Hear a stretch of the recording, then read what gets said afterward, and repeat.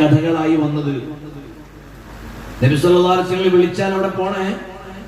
അപ്പൊ വിളിച്ചപ്പോഴൊക്കെ പോയതിന്റെ ഉദാഹരണം അതൊരു നിയമാനുസൃതമുള്ള ഒരു കാര്യമാണ്. നബി സല്ലല്ലാഹു അലൈഹി വസല്ലം നിങ്ങൾ ഇരിക്കാൻ പറഞ്ഞാൽ ഇരിക്കണം. അതൊരു നിയമത്തെ അനുസരിക്കലാണ്. സ്വഹാബികളുടെ ജീവിതത്തിൽ അങ്ങനെയല്ല. സ്വഹാബികളുടെ ജീവിതത്തിലെ ഓരോരോ ചലനങ്ങളും നബി സല്ലല്ലാഹു അലൈഹി വസല്ലം നിങ്ങളെ പ്രിയപ്പെടുത്തുകയും ആ പ്രിയം ചേർത്ത് വെക്കുകയും ചെയ്യുകയാണ്.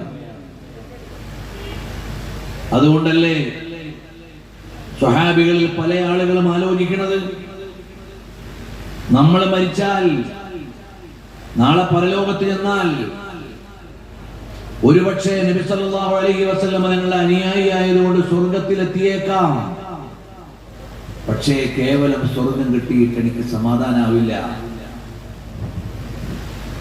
എനിക്ക് നബി സല്ലല്ലാഹു അലൈഹി വസല്ലം നിങ്ങളുടെ സാന്നിധ്യം വേണം. അതിനെന്താണ് ഞാൻ ചെയ്യേണ്ടത്?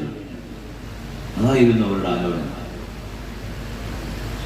സിദ്ദീഖ് റളിയല്ലാഹു അൻഹു പറഞ്ഞത്, എനിക്ക് എന്റെ ജീവിതത്തിലെ ഏറ്റവും ഹരമുള്ള കാര്യം